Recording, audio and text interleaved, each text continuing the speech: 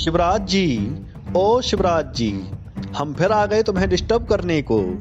वैसे तो छोटी मोटी चीज़ों पर तुम ज़्यादा ध्यान नहीं देते, लेकिन क्या करें, तुम्हारे कारिंदे के कर्म ही ऐसे हैं कि हम तुमसे शिकायत करे बिना रह ही नहीं पाते। मसला डिंडौरी का है, जहां तुम्हारी संबल योजना का उद्देश्य वेंटिलेटर पर अंतिम सांसें गिन रहा है। हुआ यूं, डिंडौरी के कूड़ा गांव में रमेश मरकाम की धर्मपत्नी बीते साल सवर्ग सुधार गईं। गरीब मरकाम को उस वक्त गांव के ही एक मंगलू परस्ते ने भरोसा दिया कि महाराज कहाँ चक्कर में पड़े हो, लाओ तुम्हें संबल योजना के 2 लाख दिलवा दें। बेचारे मरकाम चल दिए परस्ते के पीछे पीछे और रजिस्ट्रेशन कर जारी करवा लिए 2 लाख रुपया। इसके बाद शुरू होता है तगड़ा वाला खेल। रमेश की माने तो 2 लाख में उनके हाथ में सिर्फ 55,000 रुपया आए। पता नहीं बाकी के 1,45,000 का मामला कहाँ सेट हो गया। बेचारे ने खूब फाएं फाएं की।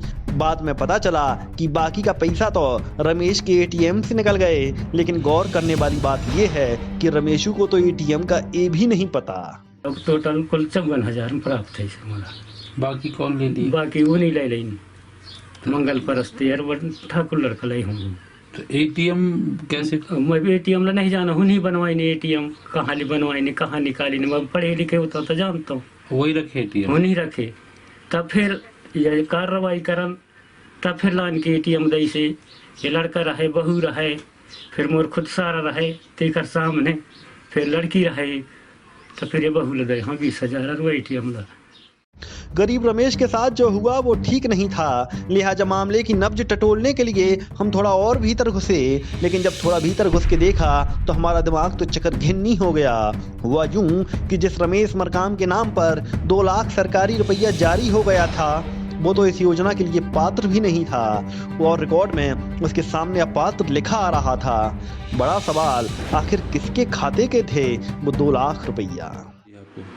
पैसा निकालने के विषय में कोई जानकारी नहीं मिली। उसका पंजीयन तो था? पंजीयन था, लेकिन वो अधिक जमीन होने कारण पात्र था, इसलिए कोई कार्रवाई हमारे द्वारा नहीं की गई। तो फिर कैसे उसके नाम से पैसा निकल गया? मैं नहीं जानता था कहाँ से किसी गलत कार्रवाई क्या की, उसके मामले में कोई जानकारी नहीं। सब कुछ तो आप ही करोगे ना? एकदम मेरे हाथ से कुछ एक 10 कोई हस्ताक्षर वगैरह नहीं किया, मैं कोई कागजात। लॉगिन होता है सचिव की, लॉगिन से ही वो उसका आवेदन राशि का यहाँ से होता है जल्द। मतलब हद ही हो गई है। पहले अपात्र हितग्राही के नाम पर 2 लाख रुपया जारी हो गए, फिर उस गबन के माल में भी गबन हो गया, और अब जिम्मेदार बोल रहे हैं हमें क्या पता। उफ, कितना भोला है ये सिस्टम। लेकिन ये घास नीचे ही नहीं काटी जा रही, ऊपर वाले लोग तो और डम्ब हैं। जनपद पंचायत की सीईओ वर्षा झरिया को ही सुन लो। हमने उनसे 10 सवाल पूछे, लेकिन मैडम का एक ही जवाब था, पता करेंगे, पता करेंगे, पता करेंगे। आपके माध्यम से मुझे जानकारी लगी है, इसकी हम व्यवस्थित विधिवत जांच करवाकर जो भी संबंधित दोषी होंगे उन पर कार्रवाई करेंगे। मैम, ये ग्राम पंचायत के जो सचिव हैं उनका कहना है कि मैंने रजिस्ट्रेशन उनका नहीं किया है, वो अपात्र हितग्राही थी। उनको भी समक्ष में बुलाकर पूरी तफ्तीश करेंगे, उसके बाद ही हम किसी निर्णय पर पहुँच पाएंगे। किसकी लॉगिन से ये सब कुछ होता है? आपकी ग्राम लॉगिन से? पंचायत की लॉगिन से होता है। ग्राम पंचायत के माध्यम से ही, ग्राम पंचायत की लॉगिन से ही आवेदन किया जाता है, जिसको फिर आगे हम जनपद स्तर से फॉरवर्ड करते हैं। इसमें तो पंचायत इंस्पेक्टर का दिखा रहा है कि पंचायत इंस्पेक्टर ने पास किया है। इसकी हम जांच करेंगे और जो भी चीज़ तथ्य निकल कर सामने आएंगे उन संबंधितों पर कार्रवाई करेंगे। उधर इस घोटाले को लेकर सख्त तो पुलिस वाले भी नजर आ रहे हैं, लेकिन उनकी नजरें भी हितग्राही के खाते से गायब राशि पर है। लेकिन अपात्र हितग्राही के खाते में पैसे पहुंचे कैसे, ये उनके लिए भी कोई मसला नहीं है। उनको मात्र 2 लाख में 50,000 मिले। इस संबंध में शिकायत प्राप्त हुई है, जिसकी जांच कोतवाली प्रभारी कर रहे हैं।